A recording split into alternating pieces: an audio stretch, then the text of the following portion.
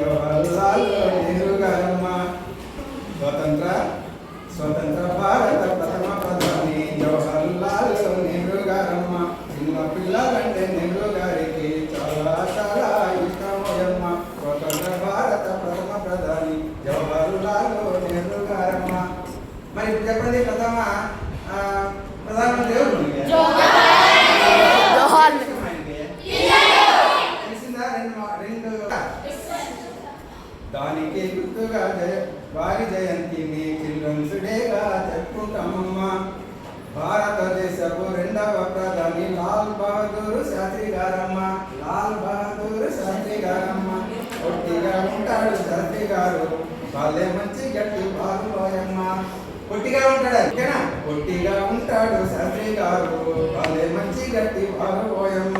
ఇతని కాలంలోనే మనకు చైనాకు యుద్ధం వచ్చిందంటే తెలుసమ్మా. చైనాకి భారతదేశానికి యుద్ధం వచ్చింది ఎవరి కాలంలో? రెండవ ప్రధాని ఆయన. భారతదేశపు మూడవ ప్రధాని ఇందిరా గాంధీ అయ్యారమ్మ. ఇందిరమ్మ అంటే అందరికీ అమ్మనే ఆయమ్మ. గరీబీ హఠావో నినాదమే ఇచ్చి అఖండ విజయాన్ని కాంగ్రెస్ అందించే. చూడండి, గరీబీ హఠావో అనే నినాదాన్ని ఇచ్చి, గరీబీ హఠావో నినాదం ఇచ్చి అఖండ విజయాన్ని కాంగ్రెస్ అందించే. ఓకే, భారతదేశపు మూడవ ప్రధాని ఇందిరా గాంధీ అయ్యారమ్మ. ఇందిరమ్మ అంటేనే పోయమ్మ, అందరికీ అమ్మనే ఆయమ్మ. అందరికీ అమ్మ లాంటిదంట ఆయమ్మ. ఏమి హఠావో అని నినాదం ఇచ్చింది ఆయమ్మ? గరీబీ హఠావో అంటే పేదరికాన్ని నిర్మూలించండి. ఓకే, భారతదేశపు నాలుగవ ప్రధాని మొరార్జీ చేశారు అయ్యారమ్మ. ఎవరు? మొరార్జీ దేశాయి. మొట్టమొదటి కాంగ్రెసేతర ప్రధానిగా వీరు పేరు పొందిరమ్మ. కాంగ్రెస్ అంతవరకు కాంగ్రెసే జరిగింది ప్రధానమంత్రులు. ఈ మొరార్జీ దేశాయి ఒక్కడే కాంగ్రెస్ కంటే వేరుగా ఉన్న ప్రధాని అన్నమాట. ఓకే, ఇతని కాలంలో కీచులాటలు ఫిరాయింపులు జరిగినాయమ్మ. పట్లాట్లు ఎక్కువ వచ్చినాయి ఇతని కాలంలో. అంటే పార్టీని వదిలి అక్కడ ఇక్కడ వెళ్ళడం జరిగింది. భారతదేశపు ఐదవ ప్రధాని చరణ్ సింగ్ గారు అయ్యారమ్మ. పార్లమెంటులో అడిగి పెట్టని మొదటి ప్రధానిగా ఇతను పేరు పెట్టుకున్నారు. అంటే ఇతను పార్లమెంటుకే వెళ్ళలేదు. ఎవరు? చరణ్ సింగ్. ఐదవ ప్రధాని ఇతను. భారతదేశపు ఐదవ ప్రధాని చరణ్ సింగ్ గారు అయ్యారమ్మ. పార్లమెంటులో అడుగు పెట్టని ప్రధానిగా నిలిచిపోయినారు. భారతదేశపు ఆరవ ప్రధాని రాజీవ్ గాంధీ అయినారమ్మ. టెలికాం రంగంలో ఒక విప్లవాన్ని ఇతను తెచ్చినారమ్మ. శాంతిని నెలకొల్పడానికి ఇతని సైన్యాన్ని శ్రీలంకకు పంపినారమ్మ. శాంతిని నెలకొల్పాలని రాజీవ్ గాంధీ ఎక్కడ పంపినారు? శ్రీలంకకి సైన్యాన్ని పంపి అది చిందరబందర కాకుండా అంతా శాంతిగా ఉండాలని తెలిసినాడు. భారతదేశపు ఏడవ ప్రధాని పివి సింగ్ అయినారమ్మ. మండల కమిషన్ చేశారమ్మ. బీసీలకు రిజర్వేషన్ తెచ్చారమ్మ. భారతదేశపు ఎనిమిదవ ప్రధాని చంద్రశేఖర్ గారు అయ్యారమ్మ. ఎర్రకోట పైన ఫ్లాగ్ ఎగరేయని మొదటి ప్రధానమంత్రి ఈయనయ్యారు. ఎప్పుడే కానీ ప్రధానమంత్రి ఆయన ఎర్రకోట మీద జెండా ఎగరేసిందే లేదు. ఓకే,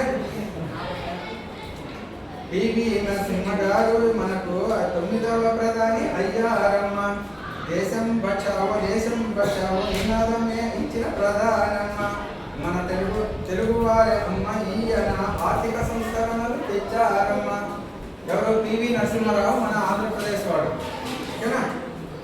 భారతదేశపు పదవ ప్రధాని దేవగౌడ గారు అయ్యారమ్మ. దక్షిణ భారతదేశం నుంచి రెండవ ప్రధానిగా వెళ్ళారమ్మ. కర్ణాటక రాష్ట్రం వీరది కన్నడమే మాట్లాడినాడమ్మ. ఆయన ఏం చేసినాడు? ఢిల్లీలో పార్లమెంట్లో కూడా కన్నడంలోనే మాట్లాడినాడు, ఇంగ్లీష్లో కాకుండా, హిందీలో కాకుండా.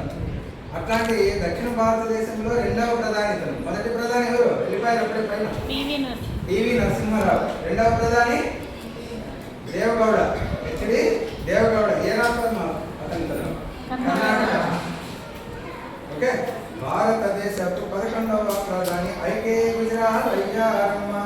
వరల్డ్ స్టేట్ మ్యాన్ అవార్డు పొందిన ప్రథమ మంత్రిగా నిలిచారమ్మ. ఇతను వరల్డ్ స్టేట్ మ్యాన్ అవార్డును కూడా ఐక్యరాజ్యాలు పొందినాడు. భారతదేశపు 12వ ప్రధాని వాజ్పేయి గారు అయినారమ్మ. స్వర్ణ చతుర్భుజ పేరిట ఈయన జాతీయ రహదారు వేశారమ్మ. ఐక్యరాజ్య సమితిలో ఇతను హిందీలోనే మాట్లాడినాడు. హిందీలోనే ఐక్యరాజ్య సమితిలో కూడా వాదించి మా భాష అంత పవిత్రమైనది గొప్పది అని చాటి చెప్పిన వ్యక్తి ఎవరు? అటల్ బిహారీ వాజ్పేయి. అనర్గళంగా ఆయన కవి పాండిత్యం ఉండేది కాబట్టి అనర్గళంగా మాట్లాడేవాడు. భారతదేశపు 13వ ప్రధాని మన్మోహన్ సింగ్ అయినారమ్మ.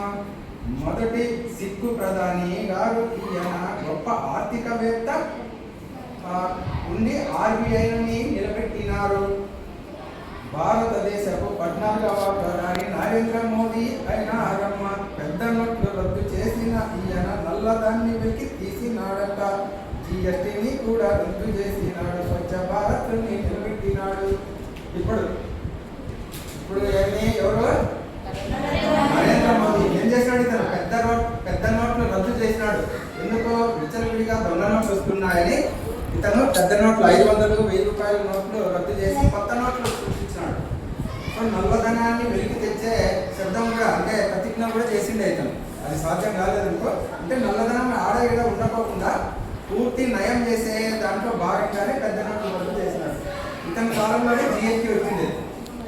ఇప్పుడు నరేంద్ర మోదీ కాలంలోనే మనకేమొచ్చింది? జిఎస్టీ. ఇంతకుముందు వ్యాట్ అనే వాల్యూ యాడెడ్ ట్యాక్స్ ఏ వస్తువు మీద అయినా దానికి యాడ్ చేసేవాళ్ళు. ఇప్పుడు ప్రతి రాష్ట్రంలో వేరు వేరు ట్యాక్స్ కాకుండా ఒకే ట్యాక్స్,